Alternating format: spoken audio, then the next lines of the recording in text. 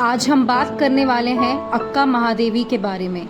अक्का महादेवी का जन्म 12वीं शताब्दी में दक्षिण भारत के कर्नाटक राज्य में हुआ था। उन्होंने 10 वर्ष की आयु में ही शिव मंत्र में दीक्षा ली। उनका कहना था कि उन्होंने अपने मन, शरीर, आत्मा से शिव जी को ही अपना पति मान लिया है। जब वह कुछ बड़ी हुई तो वहाँ के स्थानीय राजा कौशिक उनकी सुंदरता पे मंत्रमुग्ध हो गए। परिवार के लोग विवाह के लिए सहमत हो गए क्योंकि उनको डर था कि वह राजा है। अक्का महादेवी शादी के लिए मान गई, लेकिन उन्होंने उनको कभी भी शारीरिक रूप से स्वीकार नहीं किया।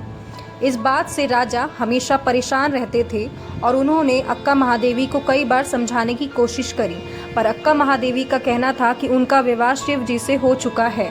राजा के कई बार समझाने के बाद भी अक्का महादेवी नहीं मानी।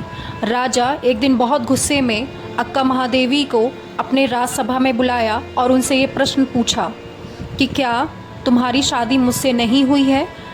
अक्का का कहना था कि मेरी शादी शिवजी से बहुत पहले ही हो चुकी है।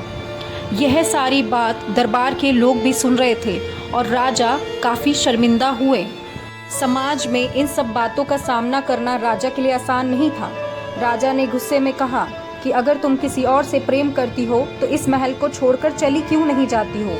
यह सुनकर ही महादेवी वहां से जा रही थी। राजा ने देखा कि ये तो बड़ी आसानी से यह छोड़ के जा रही है, तो राजा ने कहा जो तुमने आभूषण पहना है, जो कपड़े पहने हैं, वो सभी यहाँ के हैं, इसको भी छोड़ कर जाओ। ये सुनते ही महादेवी ने अपने कपड़े, आभूषण सब त्याग दिया।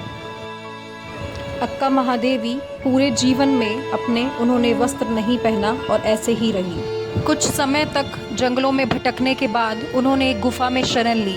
कहा जाता है कि इस गुफा में शिव जी ने साक्षात उनको दर्शन दिए थे। आज ये गुफा पर्यटक स्थल है। कई बड़ी संख्या में लोग यहाँ घूमने आते हैं। आपको ये वीडियो कैसा लगा ज़रूर बताना।